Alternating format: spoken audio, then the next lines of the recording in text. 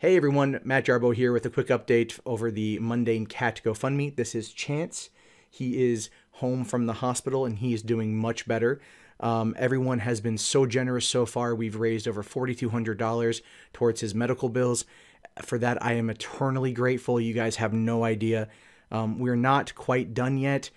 6,000 is the goal. We're almost there, and I just really hope you guys can help push it over. We are just over $4,200 in the GoFundMe, and we're almost there, but we need a little bit further of a push. If you can help, please go to gofundme.com/MundaneCat, and thank you again from the bottom of my heart. You guys totally rock. Thanks. Hey, what's going on, everybody? My name is Matt Jarbo. This is the Mundane Matt channel. And you know, we've all had crappy jobs that we've used as a springboard into getting other crappy jobs. You know, when you're younger, you got to seek out something to get the experience that they always say, that work experience. For me, it was 15 and working at Subway, and I was a sandwich artiste until I got a job working as a doorman at a movie theater. You know what I mean? Like, it's the springboarding. But sometimes you're not able to springboard up, but you gotta find alternate ways to make a living because, you know, the fight for 15 hasn't quite come to your area yet, and you're not making a livable wage at $15 an hour working as a manager at McDonald's. So what do you do? What do you do, ladies and gentlemen? You start selling dope on the side, and that's exactly what got this guy caught, because a McDonald's manager was arrested for selling drugs with burgers. I'm not even mad. I'm not. I'm actually somewhat impressed at the entrepreneurial spirit of this guy for being able to figure that out and have it last as long as it did. So it says here that a manager at McDonald's in the Bronx was arrested this week for selling cocaine to customers with their burgers and nuggets. Guerrero, 26, had worked at McDonald's for 8 years until he was arrested for selling nearly $11,000 worth of cocaine in a police sting called Operation Off the Menu and a 3-month investigation. Look, while I can totally appreciate the hilariousness of this guy's story, Operation Off the Menu, that is a horrible name, right? If the dude is selling cocaine at a McDonald's, you'd want to say something like Operation Have a Coke and a Smile or something along those lines. Maybe, I mean, that's not any good. That's a crappy one too, but it's better than Off the Menu. You know, you want something a little bit punnier. You know, if you're going to write the report, you want to be able to have it kind of, you know, jump out at you. But I don't expect the detectives in New York to have a sense of humor. I just don't, actually.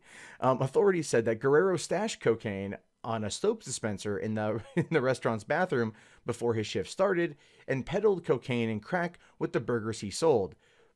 Interesting.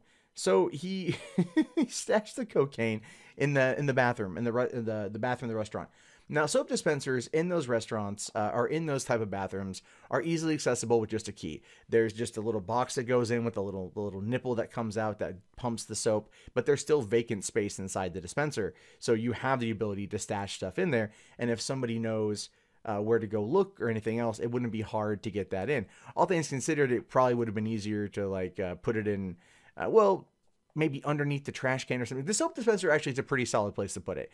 I would say put it like underneath like the, you know, behind the toilet or something like that. But yeah, you wouldn't be able to get into the soap dispenser without a key. So that actually is pretty smart. I give him mad credit there.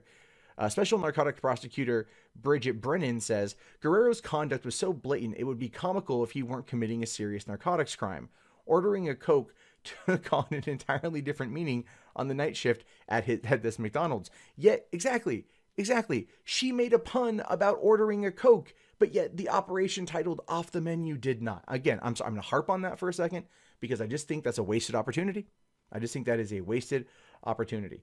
McClatchy News Service reports that Guerrero has been charged with criminal sale of a controlled substance, criminal possession of a controlled substance, criminally using drug paraphernalia, and unlawfully dealing with a child. Yeah, it almost feels like they didn't want to bust him until he sold coke to a kid, right? But you figure over 10,000. That's definitely federal shit right there, and he is probably not going to be having a good day. In one transaction, Guerrero allegedly sold police $6,250 worth of cocaine, totaling the nearly 11,000 undercover officers in 8 transactions.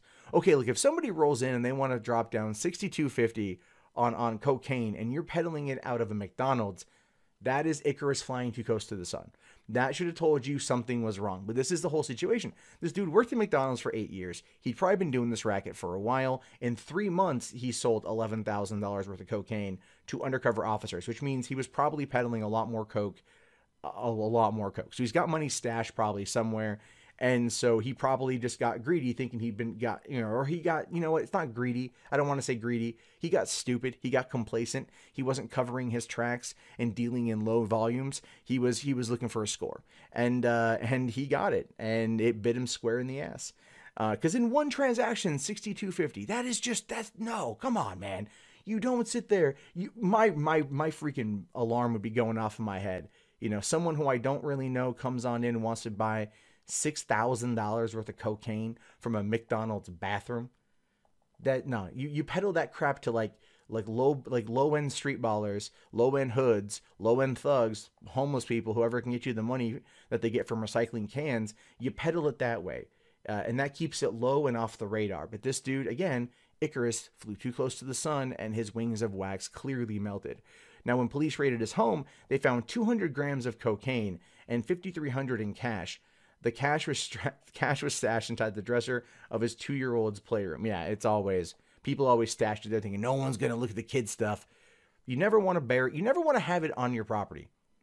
You never want to have it on your property. If you're going to stash cash somewhere, don't stash it at a family member's house or your house or a friend's house or any of your known associates. You want to find a place that like only you know about and you know you'd be able to do. A couple weeks ago, I reported a story about a guy who, was going to go to this music festival and went out there to the location 3 weeks beforehand, buried alcohol so then he could dig it up when he went to the event and get past security.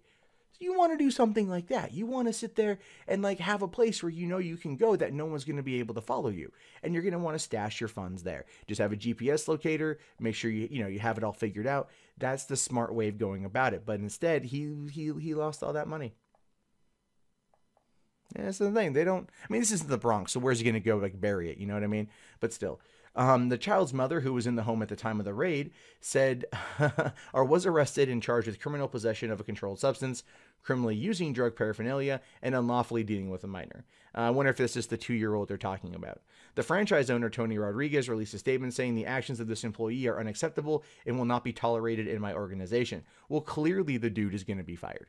Clearly Frank is going to be fired. But look, I'm not for peddling cocaine. I believe, most drugs should be legalized and regulated and taxed, as a way to not only fuel our economy, because a lot of people out there do drugs, but to also help fight back against the cartels and the violence in Mexico. And I think there would be kind of more of a win-win situation versus not.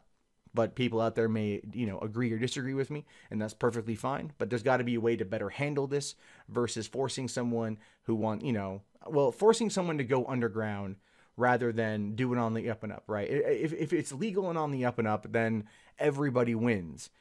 That's how the drug and the alcohol and tobacco industries have done so well over all this time. So at the end of the day, Frank Guerrero is going to go away for a while, right? That is, unless he pleads out to give up whoever his distributor is or whoever his dealer. But this guy was operating for a while. And according to the prosecuting attorney there, he was being blatant about it. And that is one of the biggest problems that comes from criminals. And it doesn't matter what line of work you're in. You start running at the mouth. People start knowing that you're the guy to talk to. They start knowing that you're the one that gets involved in all this kind of stuff. You're going to put a target on your back, whether it's competition or the popo. And that's what happened here is Frank, while completely ingenious, in my opinion, and very much was able to operate for a long time without being caught, his own hubris, I think, got the best of him here. Now, my question is, what's going to happen to this guy once he gets out? Will he be able to put that particular, that business savvy, that business sense, the wit and cleverness, the good work? I hope so. And I hope he's able to actually provide for his family in the long run. I don't agree with dealing drugs on the side, but I can't sit there and go after somebody for doing that side hustle. Everyone has to hustle. And I just find the ways that they go about it sometimes to be really interesting and really, really, really clever. And that's kind of where the respect level comes from, is like, oh, bravo, you did a good job there, sir. You found a good way to go and do this, but you got sloppy, you got stupid, and you got caught. Hey guys, that wraps up this video. If you'd like to leave a comment, please do so below. I love to read your guys' input. Be sure to hit that thumbs up button. It really does help me in the YouTube algorithm. If you want to support the channel, there's the Amazon affiliate store, there's PayPal, there's Patreon, there's Bitcoin. And if you're bored and you want something else to watch, check out 3 Buck Theater up here. My name is Matt Jarbo. I will talk to you guys later. Have yourself a wonderful day. Peace out.